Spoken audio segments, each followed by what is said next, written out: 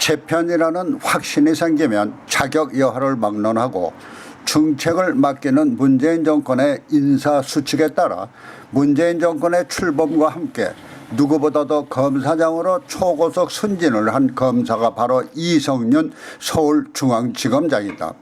물론 그의 고속 승진은 검찰 본연의 자세로 직무를 수행했다기보다는 문재인 정권이 눈에 가시로 여기는 윤석열 검찰총장의 지휘 감독을 받아야 할 엄연한 상급자인데도 항명과 불복을 일삼는 등 시쳇말로 문재인 정권이 싫어하는 인물에 물을 먹여왔으니 문재인 정권으로서는 그들 나름의 인사수칙에는 틀림이 없다고 자화자찬할 만도 할 것이다. 그런데 정권의 후광을 얻고 기고만장하던 이성윤이 느닷없이 피의자 신분으로 전락하면서 신변의 위협을 느낀 것 같다. 바로 김학의 전 법무부 차관에 대한 불법 긴급 출국 금지 사건과 관련한 수사에서 피의자 신분으로 전락한 것이다. 김학의 전 법무차관 관련 수사를 진행하고 있는 수원지검 수사팀은 그동안 참고인 신분으로 세 차례나 이성윤의 출석을 요구해왔지만 내가 당신들 같은 검사와 동격인 줄 아나 내가 부른다고 순순히 갈 것 같다 하는 식으로 출석을 거부해왔다. 아마도 이 정도 출석 거부를 했으면 내 뒤에 든든한 정권의 배경이 있다는 것을 알아차리고 사건을 접어야 하는 것이 아니냐 하는 식으로 버틴 모양이다. 게다가 김학의 불법 출국 금지 의혹 사건을 무마하려 했다는 내용이 사실과 다르다며 이런 내용이 특정 언론을 통해 보도되고 수사 관계자만 알 수 있는 내용이 위법하게 공개되는 것에 대해서는 앞으로 강력한 법적 조치를 검토하겠다고 강조하며 엄포를 놓기도 했다. 그러나 수사를 진행하고 있는 수원지검 수사팀은 오히려 이성윤을 참고인 신분에서 피의자 신분으로 전환하고 두 번씩이나 피의자 신분으로 출석을 통보하자 검사의 직감으로 무언가 불안을 느낀 것 같다. 다름 아닌 구속영장이 발부돼 수갑을 차고 포토라인에 설 수도 있다는 예감일 것이다.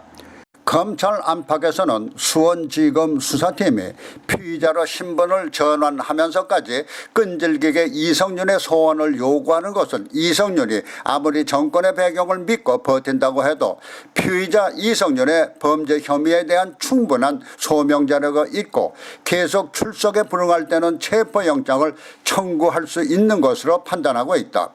여기서 검사로서의 이성윤의 직감은 바로 이번 사건을 계기로 그동안 정권의 몸을 조아리고 쌓아온 공이 하루아침에 무너져 내리고 영호의 몸이 될 수도 있다는 불안감일 것이다. 이는 만일 수원지검이 정권에 좌우되지 않고 정당한 수사를 벌인다면 어떻게 될까 하는 불안감일 것이다. 여기서 언뜻 떠오른 것이 공수처일 것이다. 이성윤의 공수처 이관 요구에 대해 검찰 내에서는 비판적인 반응을 보이고 있다. 전국 최대 검찰청 수장으로 검찰 수사 대신에 공수처 수사를 자처하는 것은 부끄러운 일이라는 것이다. 또한 공수처로 가면은 처벌을 면할 수 있다고 생각해서 나온 방안인 것 같다며 공수처가 시동도 걸기 전에 이성윤이 공수처를 봐주기 기관으로 생각한 것 같다고도 꼬집고 있다.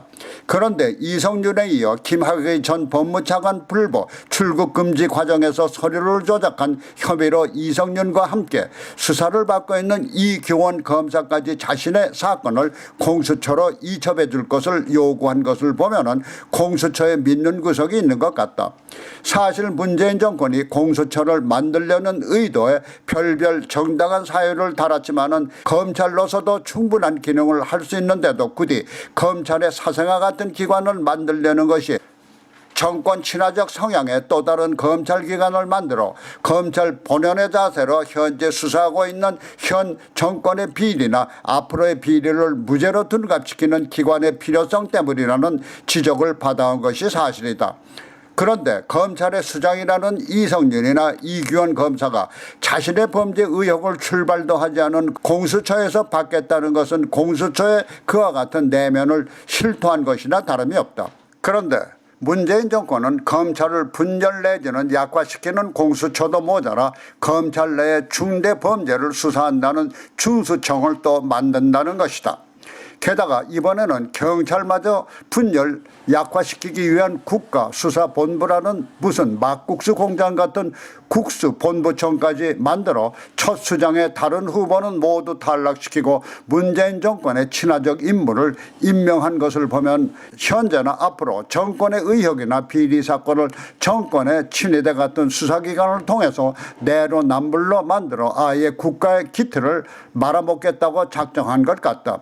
그래서 만일 이번 이성윤과 이규환 검사가 그가 속한 검찰 수사를 기피하면서까지 애타도록 원하고 있는 공수처에서의 수사 간청이 이루어질 경우 과연 공수처가 어떻게 처리할지 관심과 의혹이 집중되면서 앞으로 이와 같은 수사기관의 사생아 같은 존재들의 실체가 판가름이 날 것이다.